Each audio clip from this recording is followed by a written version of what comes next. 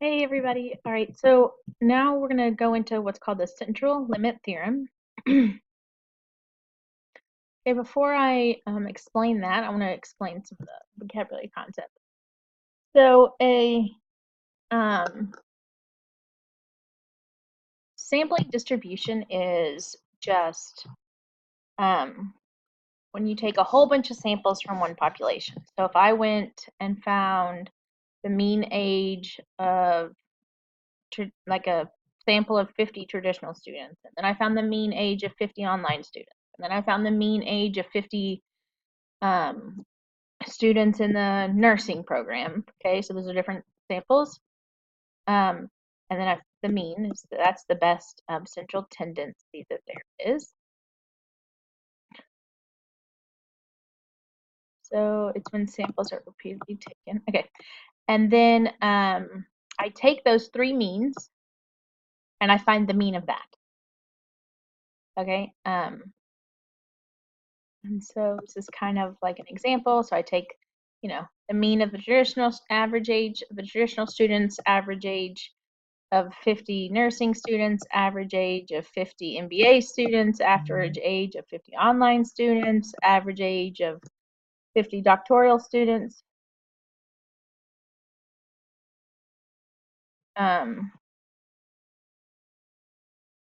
And so then you take all that and then you do the mean.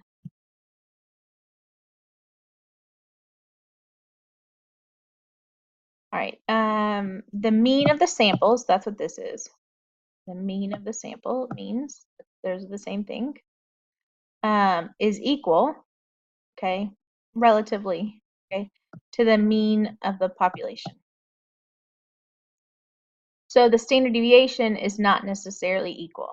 The standard deviation of the sample means that it's called the standard error of the mean, just so you know. And to find that, you take the population standard deviation and divide by square root of n. Okay. Sample standard error.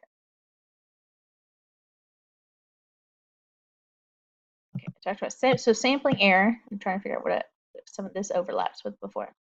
Is the difference between the measure we got in our sample and the actual population measure. So maybe, the average age of the online students or maybe NBA students is different than the actual mean of the all students at school. And so those differences is called the sampling error. Okay. For a sample to be sufficiently large, you do greater than or equal to 30. 30 is the magic number. Okay, and then we have properties of the sample means. And the sample means are just not the entire data from every single sample. It's just the mean, the average from each of those samples. Okay, so that mean is the same as the population mean. If I take the mean of all the sample means, the standard deviation of those means is going to be smaller. So that's where we get that new formula. And then we have what's called the central limit theorem. So this says that as each of our sample size increases, the shape of our distribution is going to approach the normal distribution, which is what we have talked about. Okay, let me come back to this because I want to explain the shape thing. All right, so for example, if we have this guy, that's just like a sample, and then we, I don't know, this is 50 students and we found the mean or something, and this is 50 students of the online, and this is 50 the mean of the MBA. All right, so if we have those, and then we take another sample and find the means. Take another sample, find the means. Take another sample, find the means. Take another sample, find the means. Take another sample, find the means. Anyway, when we do that, eventually these guys are going to look like the normal distribution. Okay, regardless, if it's greater than 30, it's going to be a normal. If it is not greater than 30, but in the problem it says it's a normal distribution, then it will still look like that. So let me come back where it was. All right, so this was our formula for z-score. And every time we did it, we found an individual data value. Like, you know, we had the z-score of a negative 1.5. What was that data? And that was, I don't know, 125. Or now what we're gonna find, we have a new formula, and that's when you're using the central limit theorem for the sample mean. So a sample of all the means. The sample size has to be 30 or more. It's normally distributed. And so we'll use this one when we're trying to find out about the sample mean. This guy is for an individual.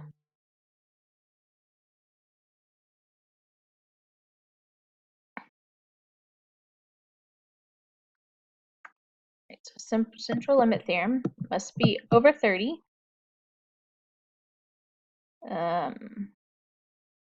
The population is normally distributed, then the sample means will also be.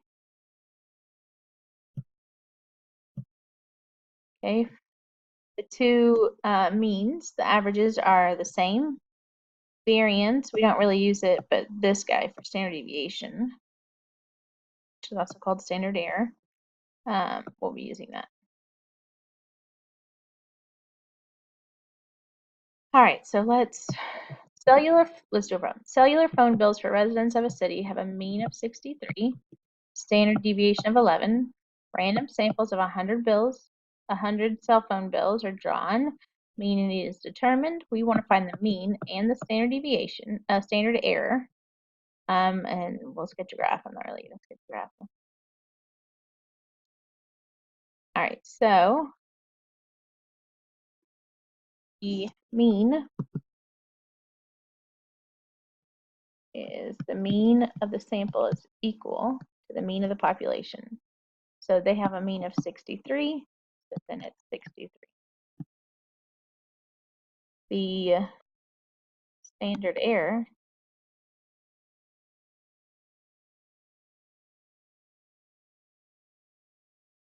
is that formula.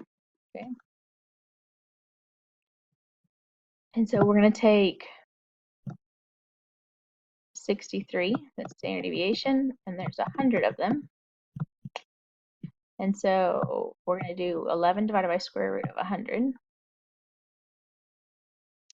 And that's the standard error. Right, but let's look at something.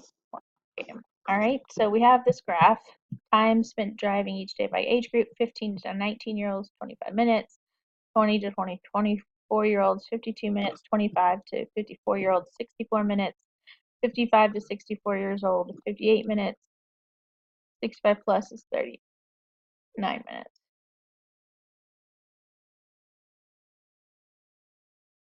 All right, so notice, makes a nice bell curve.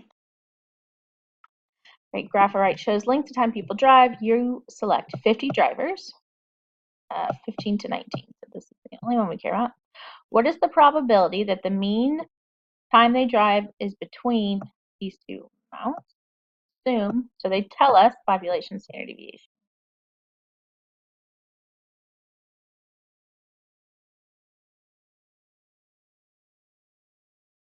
Okay.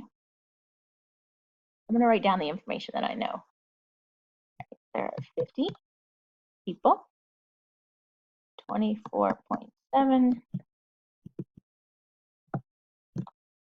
25.5, and 1.5 standard deviation.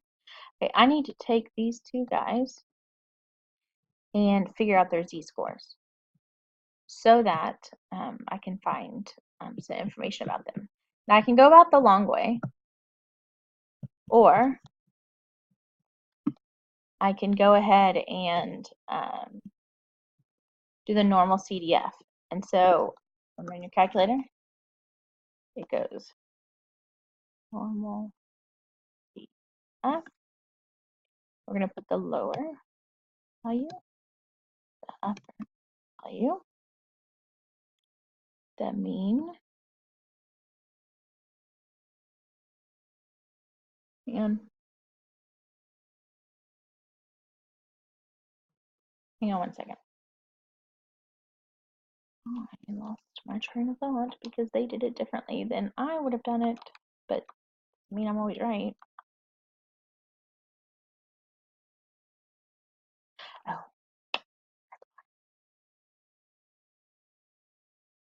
Okay, first, and so right here, I need my a value. Okay, so to find that value, okay, you can do it by hand, which is right here. Okay, or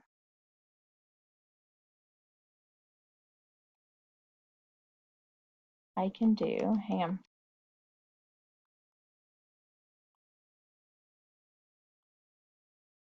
I hope if I typed correctly. 24/7, 25. Okay, hang on one second. Okay, so sorry. I was trying to figure out something and I didn't want to waste your time on the video. Okay, so the number that goes right here, we cannot just use these numbers right here. And the reason we cannot do that is because we want to know about the mean time. It is not an individual. So we need to zoom in here. We need to use our new formula. Okay, our new formula is, oh, what in the world?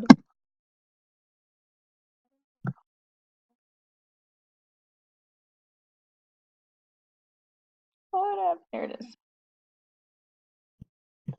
All right, our new formula is x minus mu, but instead of sigma, you do sigma divided by square root of n. Okay, and so look, they did that right here. They did 15 divided by square root of 50. 15, or 1.5, and 1.5. That's the standard error. Okay, and so then your top's still the same, and they got negative 1.41 and 2.36. All right, so now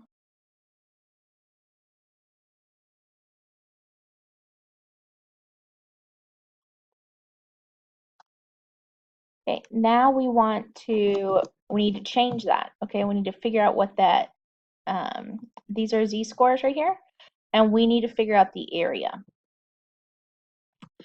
So we need to look up these two numbers right here on our Z chart, or we can get like our calculator. All right, so let me show you on the calculator. Okay, remember we have negative 1.41 and 2.36. Right, so here we are. So I did normal CDF, and then I wrote those two numbers, and I got that 0.911. Okay, and so that's what we got right here. And so that means 91% of the drivers will spend between 24.7 and 25.5 minutes. All right, if we want to use the calculator, remember what goes here is standard deviation, right? But our new formula is standard deviation over n, because that's the standard error. And so if we really wanted to type the whole thing into our calculator, we could do and just find the standard error part, right? 1.5 divided by 50, okay? And we get this 0.21213. And so we can write it right there, 0.21213. And when we type all of that in our calculator, we're going to get the same answer, which is 0.91, which is 91%. Okay, if I just showed you, like, here, push these numbers in the calculator, that's all you're going to learn. And I want you to learn the reasoning behind it. All right, I'll see you in the next video.